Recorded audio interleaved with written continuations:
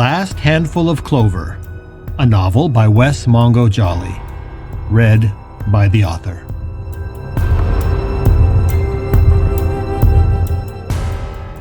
Book 2, Gifts Both Light and Dark.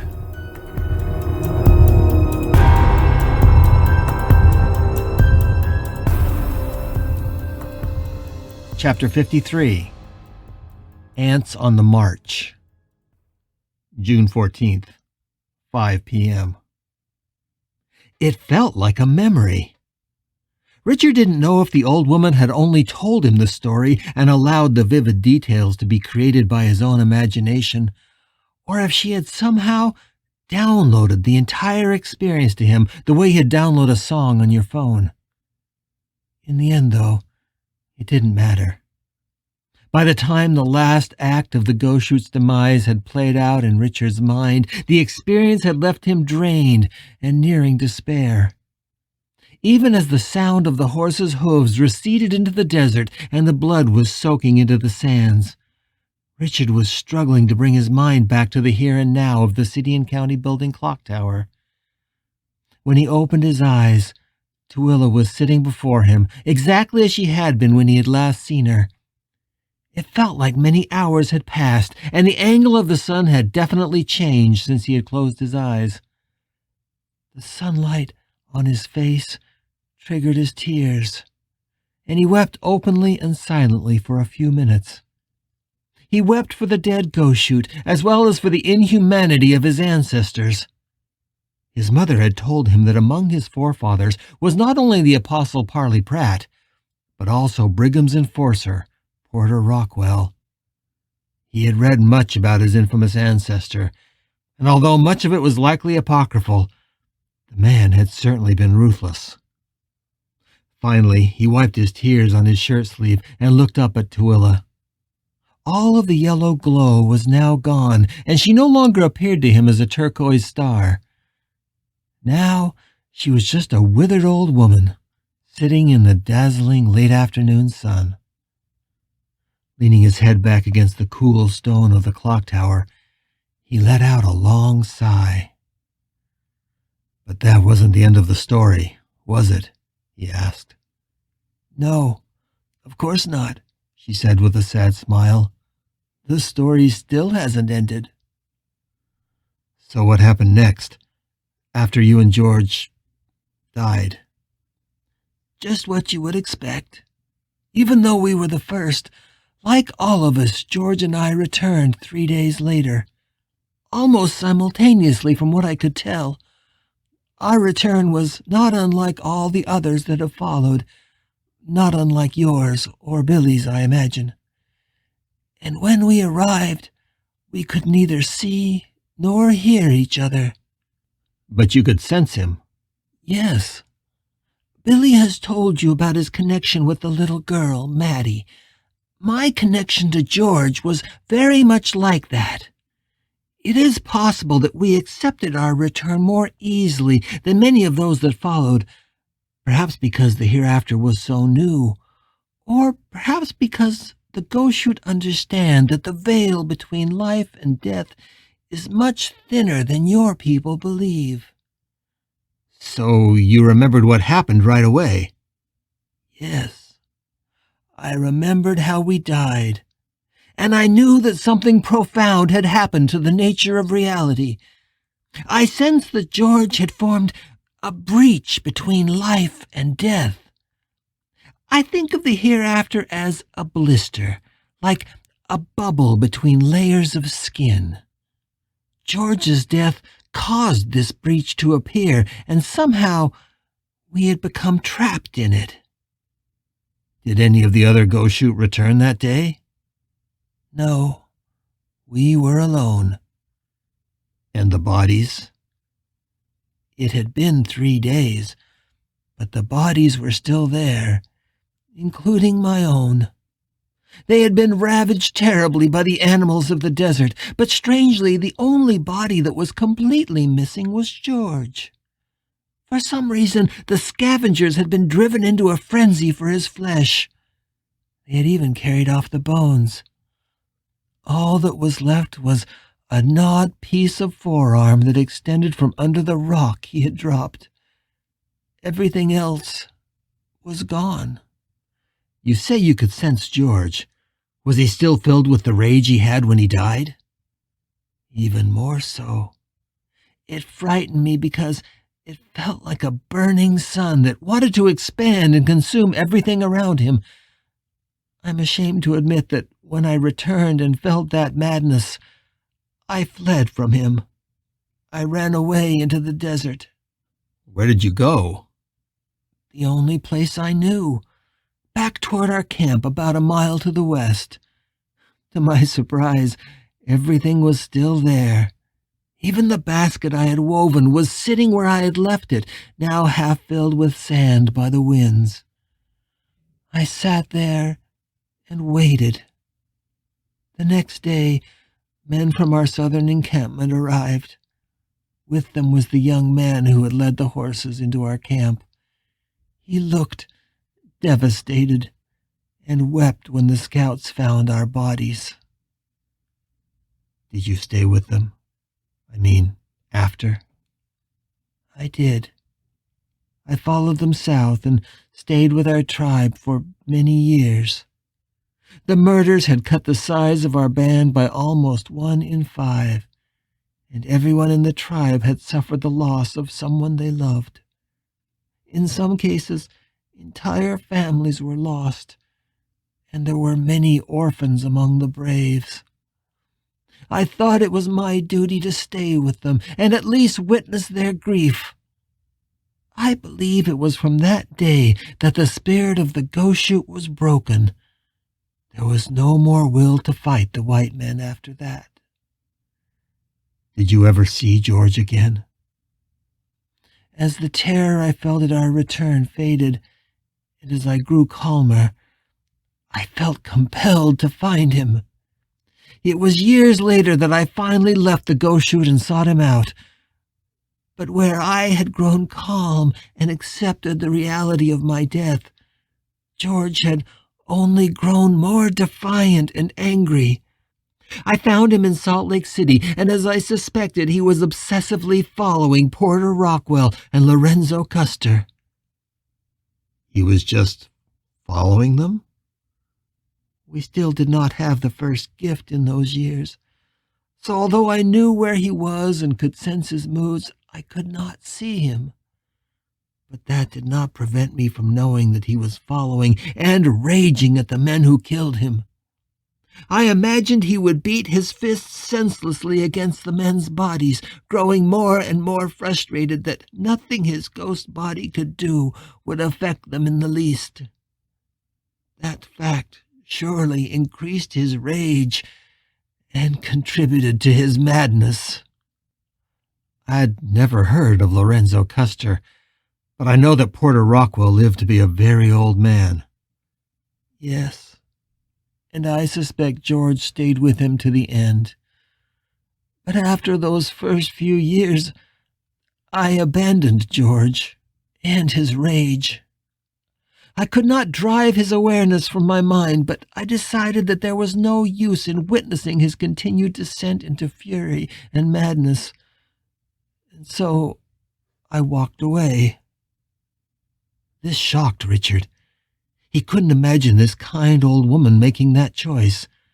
He thought that she must have stayed with the man she loved for years, no matter the pain and no matter the cost. Do you think that leaving was a good thing to do? The old woman smiled. Yes, I think so. I know it seems cold, but I knew quickly that I had 2 choices. I could stay with George and witness his descent into madness, and likely be broken by it as well, or I could seek some kind of peace. I could look for some understanding and acceptance of what happened to us.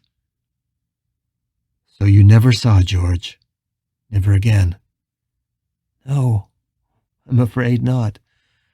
I'm also afraid that there is much less of value I can tell you from this point forward. For more than 100 years, I felt his presence in the bubble of the hereafter. I always knew where he was, but I also knew that his mind was growing more powerful and feeding upon the rage that began that day in 1851. I often wondered if the crack he had created in the fabric of life and death was feeding his madness, making him into something evil and powerful. But all of that is just supposition. The truth is, I never really knew. All I knew is that the rage he felt soon went far beyond those that had killed the ghost shoot and soon extended to every living person in the hereafter. Not just the Mormons. He soon wanted to destroy them all. Do you think he was equally aware of you? I have often asked myself that question, but in the end, no, I don't think so. Perhaps very early on, but soon any memory of me was consumed by the madness that was raging in him. I never stopped loving him, but I felt that he soon forgot about our lives together. He forgot that I ever existed.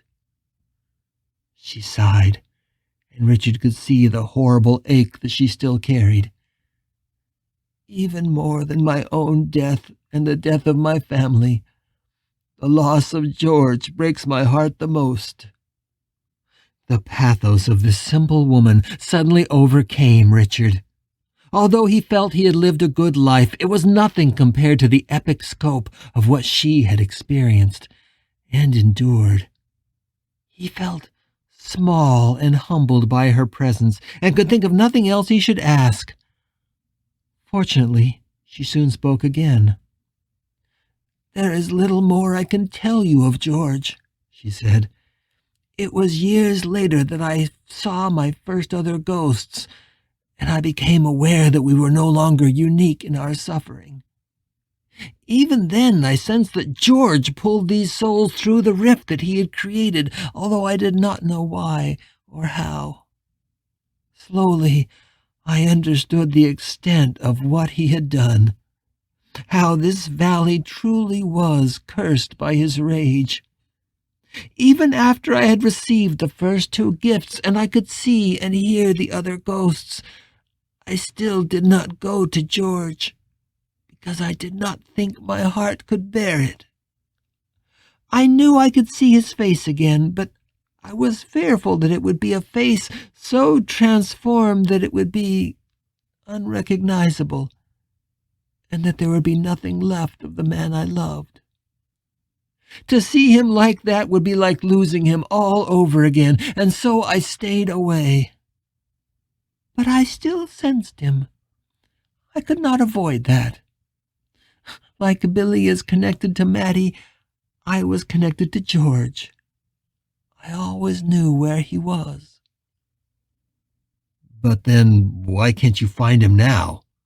If you're connected to him like Mattie and Billy, why don't you know where he is? Because, as Billy has told you, when a ghost possesses a human body, it is like a veil drawn over them. To possess is to return a soul to the world of the living and leave the world of the dead. I'm sure Billy has told you that when Mattie possesses, he can no longer sense her. Usually that means just a few minutes. But George has been in a host body for a very long time. And who has he taken? Do you know? Richard began to ask. No. And if I did, our task might be much easier. At that moment they were interrupted by the sound of footsteps on the stairs. Richard walked over and looked down the clock tower and saw Billy rushing up the stairs 3 at a time. When he rounded the last corner, he wasn't out of breath, but he looked flushed and so full of anxiety that he could hardly speak. And a rush of terror coursed through Richard. "Keith, is he okay?" he asked, although he should have known the answer to that question. The tug in his forehead seemed even stronger now that he had learned to control it, and he knew Keith was right where he had left him, in their house. "Yes, he's okay," Billy stammered. "But Richard, a lot has happened. I didn't want to leave him, and I know you're going to be angry at me, but you need to know this." "What is it, Billy?" Tooele asked calmly, putting one hand on Richard's shoulder. "It's hard to know where to start," Billy said, looking as if his head was reeling. "Keith stayed home from work, so he's been at the house all day. He's still there now with his friends. They were sitting on the back porch, and I thought everything was fine. So I decided to take a walk around the house, just in case Justin was lurking somewhere. I've been doing that every hour or so, thinking that if he showed up, I might see him before he got into anyone. But as I was coming back around the corner of the house, I saw Howard Gunderson." Richard bolted forward, seizing Billy's arm. "Gunderson? At my house? Why?" He gripped Billy tighter to stop himself from running down the stairs. "Did Justin have him? Did he try to hurt Keith?" No, not at all. Richard, I knew immediately he wasn't possessed. It was just Gunderson, by himself. And," he glanced at Tooele, "I knew that something was different about him. He was, I guess the word is, radiating. There was a strange light around him I've never seen around the living. So I just stood behind the corner of the house and listened. That's when I heard him. He said he was there to see Keith, to give him a message." "A message from who?" "From you, Richard." Richard felt his vision narrow, as if he had stood up too quickly. Only his tight hold on Billy's arms kept him from falling to the ground. "What do you mean, a message from me?" "That's why I decided I needed to come back here. It's the strangest thing," Billy said, turning to Tooele, clearly hoping that she could explain. "It seems that when we were in his cell last night, waiting for Justin, Howard wasn't asleep. He was awake. Richard, he was awake, and he was aware of us." He looked directly at the old woman. "Tooele, he heard and understood every word we said. I think he could even see us." The look of shock on the old woman's face only lasted a moment, and then an enormous smile replaced it. She brought her hand to her lips in a gesture of wonder. "Oh, Billy, he has the fifth gift," she exclaimed. Richard was dumbfounded. "Wait, the fifth gift?" Richard's mind whirled as he tried to remember the lessons on the gifts that Billy had taught him. Then he remembered. "Are you telling me Howard is a medium? That he can see and talk to the dead?" "Yes, exactly. Oh, Billy," Tooele said, her hands over her mouth and her eyes full of wonder. "Did he see you?" Richard asked. "If he can see ghosts, did he see you watching them?" Billy turned to Richard. "No, I don't think so. I stayed around the corner of the house until he was gone, and to be honest, he was so focused on Keith he never even glanced around. I think I could have walked right up to him and he wouldn't have even glanced at me." Billy grasped Richard's shoulders. "Richard, he came to Keith to tell him that he was sorry. He apologized for what he and Justin did to you. He knows all about Justin, and he's more full of pain and guilt than anyone I have ever seen." But Richard was barely even able to hear him now. "Howard Gunderson is a medium," he said again, his words sounding incredulous even to him. "Yes," Tooele said. "Richard, I think he's the first. From what I have been able to discern, the fifth gift is something that George has told his angels is possible and results from multiple possessions of the same living person. He's strictly forbidden any of them from creating a medium. It looks like Justin has defied his God in this, which is hopeful." "I don't understand what this means," Richard said. His mind felt thick as molasses as he tried to take it all in. "Howard must be exceptionally powerful," Tooele continued, "and spiritually aware. It's possible he has successfully fought off Justin's violation.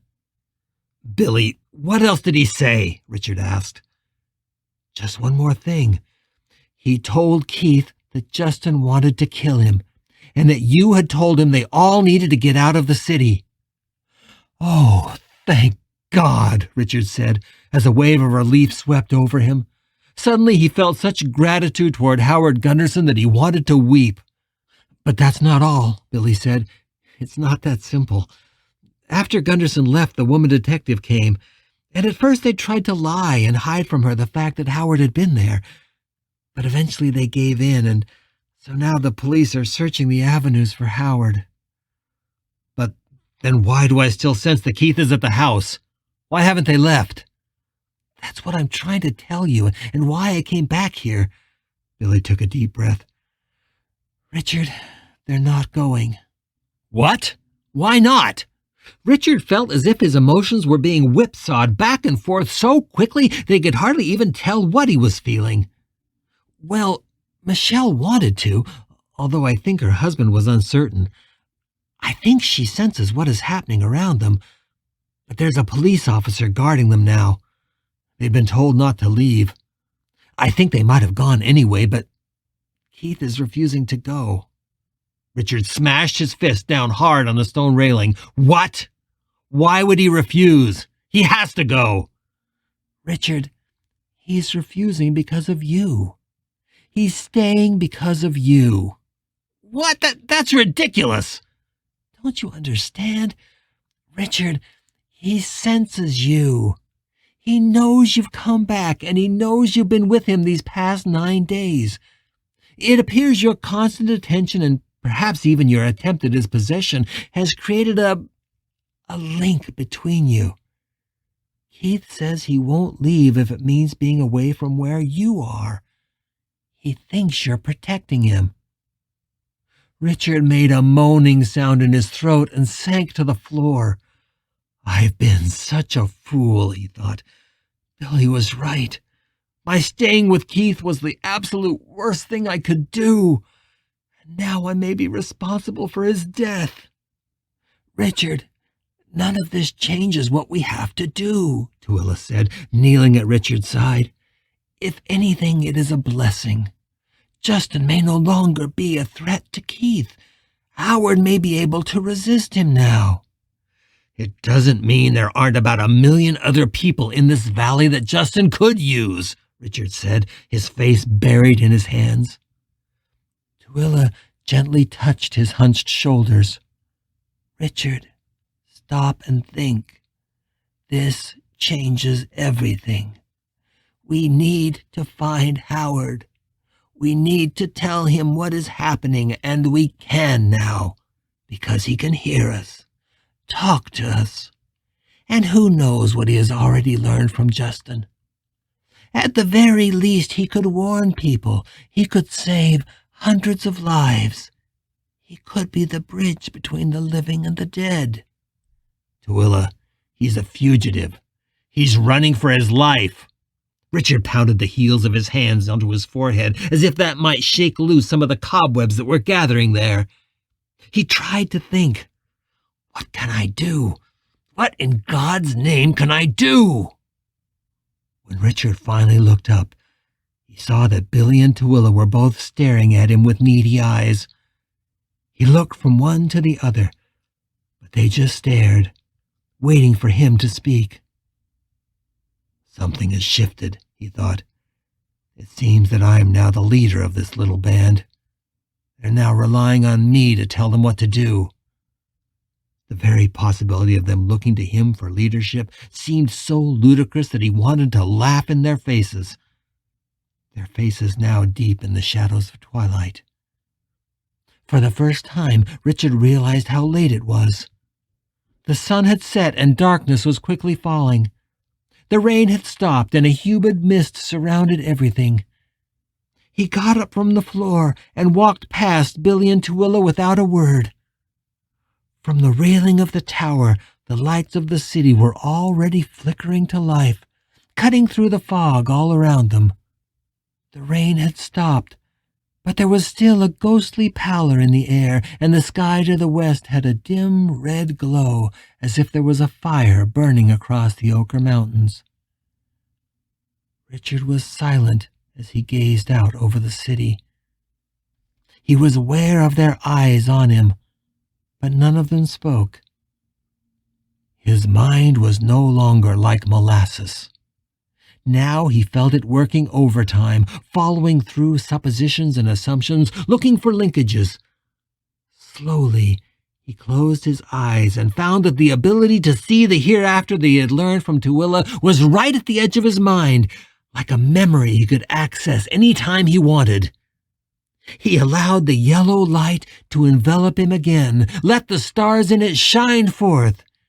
He saw both the turquoise stars and the red ones, and for long moments, as if he was staring at blips on a radar screen, he was silent. Did I not notice it before? Or is this new? The red stars are moving. When he finally turned to the two figures in the gloom behind him, his eyes were sparkling. I don't know where Howard is, but I know where Justin is. In fact, I know where they all are, or at least where they're going to be. I can sense them moving, hundreds of them. It feels like ants converging on their nest. He saw Billy and Tooele glance at each other, and the look that passed between them had a spark of hope, as if everything they had invested in him might finally bear fruit. Billy, you need to go back to Keith, Richard said. Howard may come back to them, and if he does, and if he can see you, you need to tell him what's happening, and that we need his help, and that for God's sake he has to convince the three of them to get in a car and leave the city, even if they have to bash that cop that's watching them over the head to do it. Tell Keith that Richard is demanding that he go. That makes sense. But where will you be? There is only one reason all the malevolent ghosts in this city are converging. They're going to see their God. We have to go there. And I know where they will meet, he laughed. Of course I know.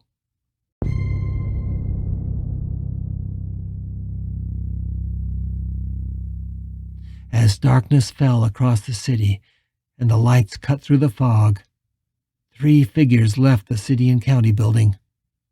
One of them, a young boy with a straw hat, headed northeast toward the avenues. The other 2, an old Indian woman and a man infused with new purpose, went in another direction. They headed northwest, toward downtown Salt Lake City. Across the hereafter, the angels marched.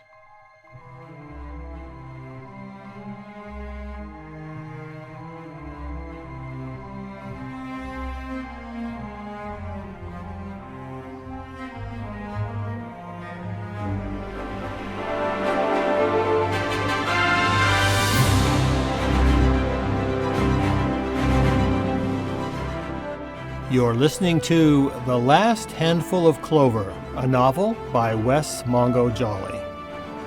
If you're enjoying this audiobook, please consider supporting the author on Patreon. That's patreon.com/Wess Mongo Jolley. And for more information, check out the author's website at wessmongojolley.com. That's WESSMONGOJOLLEY.com. Thanks for listening and stay tuned for more episodes.